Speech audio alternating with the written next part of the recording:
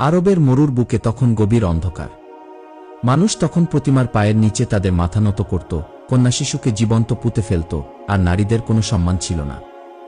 একটা সমাজ যেখানে সত্য কথা বলাও অপরাধ, আর শক্তিই ছিল ন্যায় অন্যায়ের মাপকাঠি।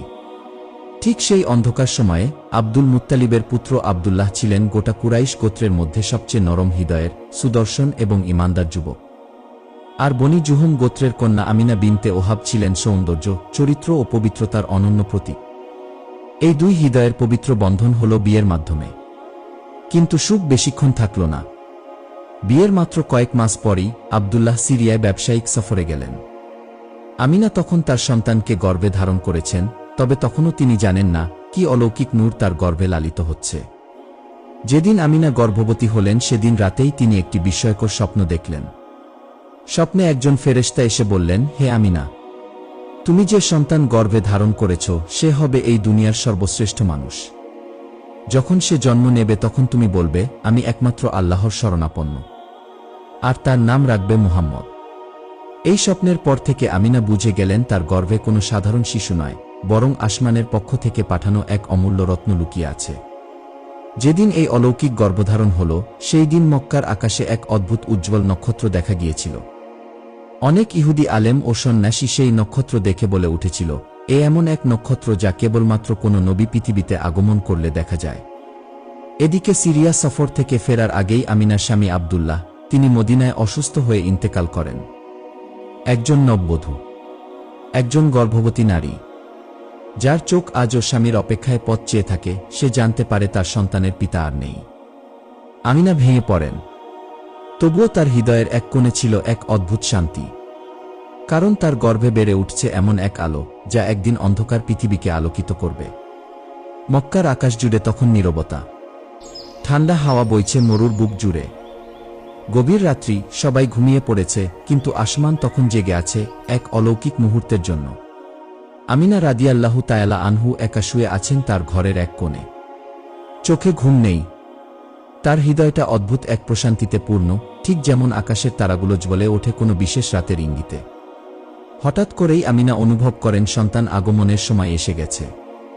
কিন্তু আশ্চর্যের বিষয় হল, না কোনো তীব্র যন্ত্রণার অনুভব, না কোনো আতঙ্ক বা ভয়, বরং তার অন্তরে যেন বয়ে যাচ্ছে এক স্নিগ্ধ পরিপূর্ণ প্রশান্তির ঢেউ। আমিনা হঠাৎ নিজের চোখকে বিশ্বাস করতে পারেন না। তার গর্ভ থেকে বেরিয়ে আসে এক তীব্র উজ্জ্বল আলো। এই আলো অন্ধকার ঘরকে আলোকিত করে দেয়। এরপর সেই আলো ধীরে ধীরে ছড়িয়ে পড়ে, দিগন্ত পেরিয়ে চলে যায় বহুদূর, সিরিয়ার বালাসার রাজপ্রাসাদ পর্যন্ত। আমিনা বিস্ময়ে বললেন, আমি দেখলাম আমার গর্ভ থেকে এমন এক আলো বের হলো যা সিরিয়ার দূর প্রাসাদগুলো পর্যন্ত আলোকিত করে দিল। এ যেন শুধু একটি সন্তানের জন্ম নয়, এই ছিল আলো যুগের সূচনা। অবশেষে মুহূর্তটি এলো। সেই নবজাতক জন্ম নিলেন যিনি হবেন সব নবীদের সিল, যার নাম হবে মুহাম্মদ, আর যার পবিত্রতা জন্ম থেকেই অলৌকিক। তিনি জন্মের পরপরই পবিত্র সুগন্ধ ছড়িয়ে দেন সারা ঘরে। তার শরীরে কোনো ময়লা বা অপবিত্রতার চিহ্ন ছিল না। এবং আশ্চর্যের ব্যাপার হল, তিনি ভূমিষ্ঠ হন মাথা নিচু অবস্থায়, যেন সিজদার ভঙ্গিতে, যেন বলছেন, আমি আল্লাহর বান্দা, আমি এসেছি তার আদেশে, তার দিন প্রতিষ্ঠা করতে। এই নবীজির জন্মের মুহূর্তে বহু মাইল দূরে পার্শ্বে হাজার বছর ধরে জ্বলতে থাকা মজুসিদের আগুন, যা তারা উপাস্য হিসেবে পূজা করত, তা হঠাৎ নিজে থেকেই নিভে গেল। এই খবর পেয়ে পার্শ্বের পুরোহিতরা আতঙ্কে ছুটে আসে রাজপ্রাসাদে। সেই একই রাতে পারস্য সম্রাটের সুবিশাল প্রাসাদের 14টি মিনার হঠাৎ নিজে থেকেই ভেঙে পড়ল। এটা ছিল এক ঐশী বার্তা। আধিপত্য, জুলুম আর অন্ধকারের দিন শেষ হয়ে আসছে। এখন আসছে এক নবী যিনি সকল জাতি ও বর্ণের জন্য হবেন রহমত। আরেক অলৌকিক ঘটনা ঘটে সাওয়া হ্রদে, যা বহু শতাব্দী ধরে এক উপাসনার স্থান ছিল। যে হ্রদে শত শত পূজারী এসে প্রার্থনা করত, সেই হ্রদ হঠাৎ করে সম্পূর্ণ শুকিয়ে গেল। প্রকৃতি যেন নিজেই ঘোষণা করে দিল, মূর্তিপূজার অবসান হবে এবার। আসমানের সত্যিকারের বান্দা এসেছে। মক্কার কাবাঘরেও ঘটল এক বিস্ময়কর ঘটনা। কাবার ছাদ কেঁপে উঠল। মূর্তিগুলো একে একে মাটিতে পড়ে গেল। প্রতিমাগুলো এমনভাবে ভাঙল যেন সেগুলো নিজেই লজ্জায় মুখ লুকাতে চায়। কারণ আজ সেই নবীর আগমন, যিনি একদিন এই কাবাকে শুধু আল্লাহর ইবাদতের স্থান বানাবেন। জন্মের পরপরই আসমানের এক কোণ থেকে শোনা গেল এক মৃদু আওয়াজ। সেই আওয়াজ ছিল ফেরেশতাদের, যারা বলছিল, আল্লাহর পক্ষ থেকে পৃথিবীতে রহমত অবতীর্ণ হয়েছে। পৃথিবী আজ ধন্য। শিশু মুহাম্মদ সাল্লাল্লাহু আলাইহি ওয়াসাল্লামকে কোলে নিয়ে আমিনা কেঁদে ফেললেন। এই কান্না ছিল আনন্দের, প্রশান্তির, রহমতের। তিনি বললেন, এ সন্তান শুধু আমার নয়, সে তো এই পৃথিবীর জন্য আশীর্বাদ। আমি জানি একদিন সে অন্ধকারকে ছিন্ন করে আলো নিয়ে আসবে। মক্কার প্রান্তে তখন চরম খরা। গাছপালা শুকিয়ে গিয়েছে। পানির কূপগুলো প্রায় শূন্য। গরু ছাগল দুর্বল, দুধ নেই বললেই চলে। মানুষ ক্লান্ত, হতাশ, দিন চলে কষ্টে কষ্টে। ঠিক এমন সময় বনু সাদ গোত্রের নারীরা মক্কায় আসে একটি উদ্দেশ্যে, ধনী পরিবার থেকে দুধ পান করানোর জন্য শিশু গ্রহণ করতে, যাতে তারা পারিশ্রমিক পায়। এই নারীদেরই একজন ছিলেন হালিমা সাদিয়া রাদিয়াল্লাহু তাআলা আনহু। এক দয়ালু, সৎ, কিন্তু অতি দরিদ্র নারী। হালিমার স্বামীর সাথে ছিলেন, আর তাদের একমাত্র ছাগল, যা প্রায় শুকনো হয়ে পড়েছিল। তাদের নিজস্ব গাধাটিও এতই দুর্বল ছিল যে সে ঠিকভাবে হাঁটতেও পারছিল না। মক্কায় ঢুকে সব নারীরা একে একে ধনী ঘরের শিশুদের গ্রহণ করতে লাগলেন। তারা চাচ্ছিল এমন শিশু যার পিতা জীবিত, যাতে অর্থ পাওয়া যায়। আর আমিনার নবজাতক, তিনি ছিলেন ইয়াতিম, পিতাহীন। তাই সবাই তাকে ফিরিয়ে দিল। দিন গড়িয়ে যাচ্ছিল, হালিমা কোনো শিশু পাচ্ছিলেন না। মনটা ভারী হয়ে উঠল। শেষ মুহূর্তে তিনি স্বামীর দিকে তাকিয়ে বললেন, চলো ওই ইয়াতিম শিশুটিকেই গ্রহণ করি। কে জানে, হয়তো এতে আমাদের বরকত হবে। নবীজিকে কোলে নেওয়ার পরপরই শুরু হল প্রথম অলৌকিক বরকত। হালিমা যখন শিশু মুহাম্মদ সাল্লাল্লাহু আলাইহি ওয়াসাল্লামকে কোলে নিলেন, ঠিক সেই মুহূর্তে তার বুকভরা দুধ যেন এক রহমতের ঝর্ণায় রূপ নিল। ক্ষুধার্ত নবীজিকে দুধ খাওয়ানোর পর তিনি নিজে ও তার ছেলে দুজনেই পরিতৃপ্ত হয়ে ঘুমিয়ে পড়লেন। স্বামী বিস্ময়ে তাকিয়ে বললেন, হালিমা, তুমি জানো না তুমি কি নিয়েছ কোলে? মনে হচ্ছে এই শিশু কোনো সাধারণ শিশু নয়। সকালবেলা হালিমা ও তার স্বামী যখন নবীজিকে নিয়ে নিজ গ্রামে রওনা হলেন, তখন তাদের দুর্বল গাধাটি হঠাৎ ঝড়ের মতো ছুটতে লাগল। পেছনের সবাই অবাক হয়ে বলেছিল, এই কি সেই গাধা, যা কাল ঠিকমতো হাঁটতেই পারছিল না? সবাই বিস্ময়ে তাকিয়ে রইল। এ যেন শিশুর সাথে সাথে বরকতের প্রথম সওগাত। শুকনো জমিনে ছড়িয়ে পড়ল সবুজের ছোঁয়া। হালিমা যখন নবীজিকে নিয়ে নিজ গ্রামে পৌঁছালেন, তখন তারা লক্ষ্য করলেন তাদের গৃহপালিত পশুরা দুধে পরিপূর্ণ। শুকনো খামারগুলোতে নতুন কুড়ি, সবুজ ঘাস, কূপগুলোতে পানি বাড়ছে। এমনকি আশেপাশের প্রতিবেশীরা বলত, তোমাদের ছাগলগুলো ঘাস কোথা থেকে খায়? আমাদের পশুগুলো তো এমন দুধ দেয় না। তারা বুঝে উঠতে পারছিল না কিভাবে হালিমার দরিদ্র ঘরটি এক রাতেই বরকতের ফুলে ফুলে ভরে উঠল। রাত্রিগুলো হয়ে উঠল আলোকিত ও শান্ত। নবীজির ঘুম ছিল আশ্চর্যভাবে শান্ত। রাতজাগা কান্না নয়, চিৎকার নয়, বরং ঘরে যেন প্রতিটি রাত ছিল নূরের আলোর মতো প্রশান্ত। হালিমা বলতেন, এই শিশুর পাশে থাকলে মনে হয় কোনো ফেরেশতা রক্ষায় আছে আমাদের। একদিন রাতে হালিমার স্বামী স্বপ্নে দেখলেন একদল ফেরেশতা এই শিশুকে নিয়ে দোয়া করছে। তারা বলছে, এই শিশুর পায়ে মাটির ধুলো একদিন উম্মতের জন্য শিফা হয়ে যাবে। সবার মুখে মুখে ছড়িয়ে পড়ল এক নাম, আল বরকাহ। নবীজিকে সবাই ডাকতে লাগল এক নামে, আল বরকাহ, অর্থাৎ যার দ্বারা বরকত বর্ষিত হয়। তার সংস্পর্শে ও তার পাশে থাকলেই যেন কষ্ট ভুলে যায় সবাই। হালিমার হৃদয়ভরা ভালোবাসা দিয়ে তিনি লালন করছিলেন সেই শিশুকে, যিনি একদিন হবেন বিশ্বের শ্রেষ্ঠ মানুষ, যার জন্য ফেরেশতারা রাতভর সেজদায় থাকে। একদিন শহরে আসার পথে একজন প্রশ্ন করল হালিমাকে, শোনো হালিমা, এই সন্তান কি করে? হালিমা কাঁদতে কাঁদতে বললেন, সে কাঁদে না, বরং সে যেন আমার চোখের অশ্রু মুছে দেয়। নবীজি সাল্লাল্লাহু আলাইহি ওয়াসাল্লাম তখন প্রায় 4 বছরের শিশু। তার মাঝে ছিল অনন্য শালীনতা, গভীর চিন্তা, অপার শান্তি, যা এক শিশুর মাঝেও অস্বাভাবিক রকম পরিপক্ব মনে হতো।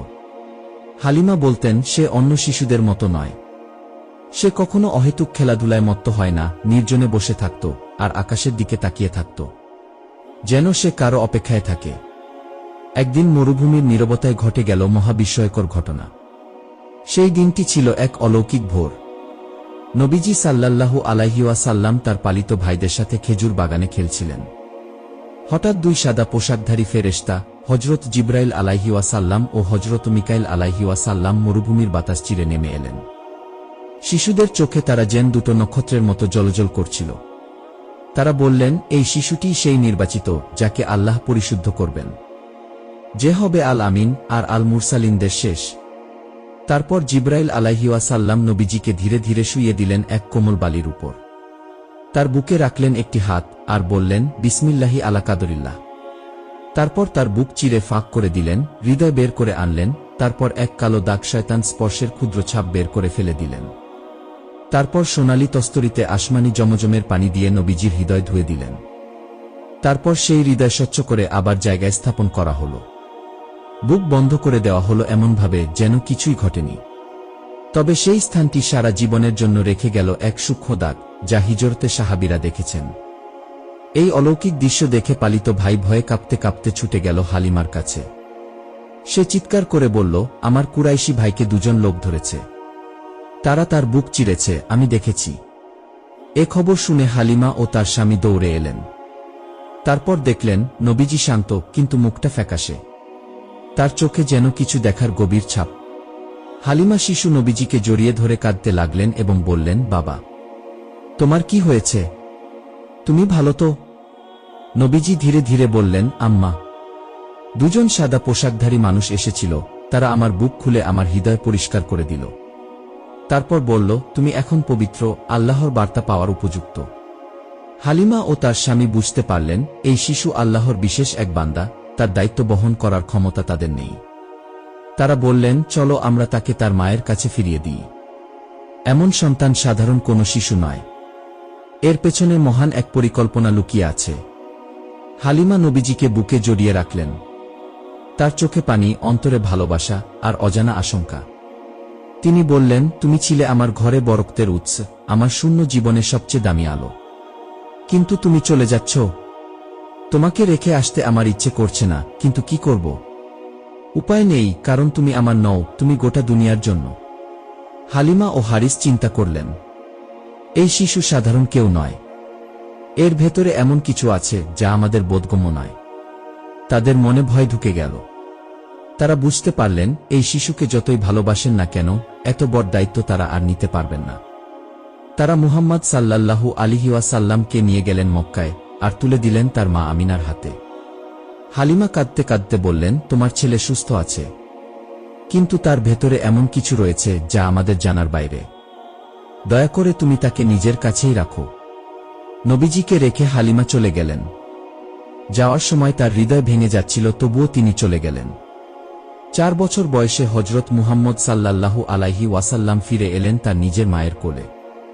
হজরত আমিনা রাদিয়াল্লাহু তাআলা আনহু তাকে বুকভরা ভালোবাসায় জড়িয়ে ধরলেন। তিনি চোখের পানি মুছতে মুছতে বললেন, তুমি যেন আগের থেকেও বেশি শান্ত, বেশি আলো ঝলমলে, তোমার চোখে এখন অন্যরকম এক নূর। তিনি বুঝতে পারলেন এই সন্তান এখন আর শুধু তার নয়, এই সন্তান এক মহাপরিকল্পনার অংশ। একদিন আমিনা সিদ্ধান্ত নিলেন, তিনি তার ছেলেকে নিয়ে যাবেন মদিনায়, সেখানে যেখানে তার স্বামী আব্দুল্লাহ ইন্তেকাল করেছিলেন। তারপর একদিন তারা মদিনার উদ্দেশ্যে রওনা হলেন। তাদের সাথে ছিলেন উম্মে আইমুন রাদিয়াল্লাহু তাআলা আনহু, এক বিশ্বস্ত দাসী যিনি ছিলেন নবীজির দেখাশোনার দায়িত্বে। 3 জন মিলে যাত্রা শুরু করলেন মক্কা থেকে মদিনার পথে। চলতে চলতে অবশেষে তারা পৌঁছালেন মদিনায়। ছোট্ট নবীজিকে নিয়ে আমিনা গেলেন আব্দুল্লাহর কবরের কাছে। তিনি কবর ধরে কান্নায় ভেঙে পড়লেন আর বললেন, দেখো তোমার ছেলেকে এনেছি, আজ সে তোমার সাথে দেখা করতে এসেছে। নবীজি নিশ্চুপ দাঁড়িয়েছিলেন, একটু দূর থেকে বাবার কবরের দিকে চেয়েছিলেন। তার ছোট্ট মন যেন কিছু বোঝার চেষ্টা করছিল। মদিনায় কয়েকদিন থাকার পর তারা ফেরার প্রস্তুতি নিলেন। কিন্তু মক্কা ফেরার পথে যখন তারা পৌঁছালেন আবওয়া নামক স্থানে, এক নির্জন মরু এলাকায়, সেখানেই হঠাৎ আমিনা অসুস্থ হয়ে পড়লেন। তিনি আস্তে আস্তে বেশি অসুস্থ হতে লাগলেন।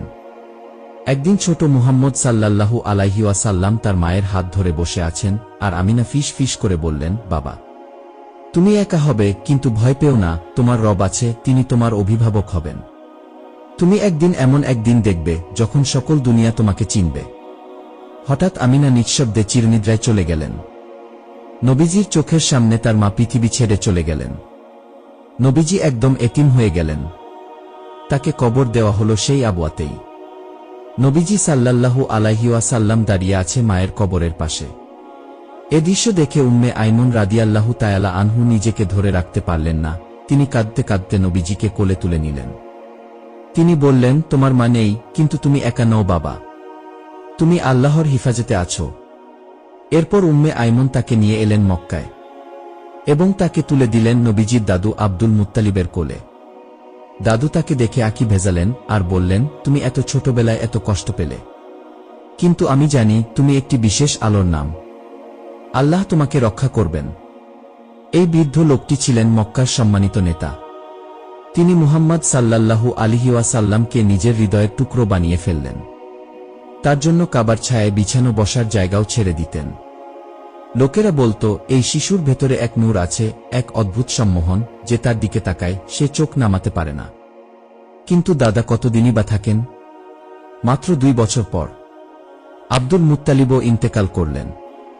তখন মুহাম্মদ সাল্লাল্লাহু আলাইহি ওয়াসাল্লাম এর বয়স মাত্র 8 বছর। দাদু মারা যাওয়ার পর তাকে আশ্রয় দিলেন তার চাচা আবু তালিব, যিনি ছিলেন দারিদ্র্যে জর্জরিত, কিন্তু ভালোবাসায় ছিল অফুরান ধন। চাচার ঘরে কাটতে লাগল কঠোর জীবন। খাবার সীমিত, পোশাক পুরনো, কিন্তু ভালোবাসা বিশাল। ছোট থেকেই মুহাম্মদ সাল্লাল্লাহু আলাইহি ওয়াসাল্লাম ছিলেন সত্যবাদী, বিশ্বস্ত, ন্যায়পরায়ণ। তার মুখে মিথ্যা কখনো দেখা যায়নি। তার চরিত্রে ছিল এমন এক জ্যোতি যা লোকদের হৃদয় আলো করে দিত। মক্কার মানুষরা তাকে বলতো আলামিন, অর্থাৎ সবচেয়ে বিশ্বস্ত ব্যক্তি। এ যেন আল্লাহর পক্ষ থেকে এক অলৌকিক সুরক্ষা, যা তাকে প্রতিটি ধাপে প্রস্তুত করছিল রাসূল হওয়ার জন্য। একদিন এক প্রচণ্ড গরমের দিনে চাচা আবু তালিব নবী মুহাম্মদ সাল্লাল্লাহু আলাইহি ওয়াসাল্লামকে সঙ্গে নিয়ে যাচ্ছিলেন। সিরাতকারদের বর্ণনা অনুযায়ী আবু তালিব হঠাৎ লক্ষ্য করলেন, মুহাম্মদ সাল্লাল্লাহু আলাইহি ওয়াসাল্লাম এর মাথার ওপর রোদের আলো পড়ছে না। একটি মেঘমালার টুকরো যেন ছায়া করে আছে তার উপর। তার আশপাশে কেউ নেই, কিন্তু রোদ তাকে স্পর্শ করছে না। চাচা থেমে গেলেন। তিনি বিস্মিত চোখে দেখলেন এক সাদা রঙের মেঘমালা ঠিক মুহাম্মদ সাল্লাল্লাহু আলাইহি ওয়াসাল্লাম এর মাথার ওপর ভেসে চলছে, যেন তাকে আগলে রাখছে, তাকে রক্ষা করছে। চাচা বিস্ময়ভরা কণ্ঠে বললেন, এই শিশু সাধারণ কেউ নয়, ফেরেশতা যেন তার উপর পাহারা দিচ্ছে।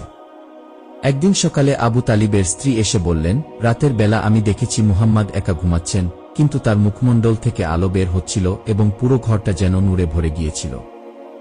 এই কথা শুনে আবু তালিব গভীর চিন্তায় পড়ে গেলেন। তিনি নিজের চোখে ঘটনাটি দেখতে চাইলেন।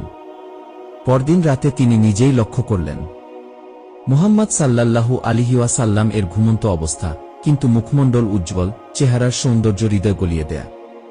এ দৃশ্য দেখে আবু তালিব নিজের ঘরে ফিরে এলেন।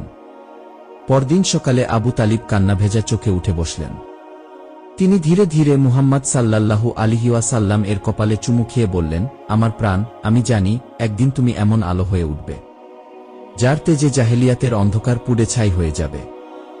এইভাবে মুহাম্মদ সাল্লাল্লাহু আলাইহি ওয়াসাল্লাম এর শৈশবে ধাপে ধাপে প্রকাশ পেতে লাগল তার নবুয়তের আলামত, আর আবু তালিব হয়ে উঠলেন সেই প্রথম মানুষদের একজন, যিনি তার আশ্চর্য ভবিষ্যতের আভাস প্রথম বুঝতে পেরেছিলেন।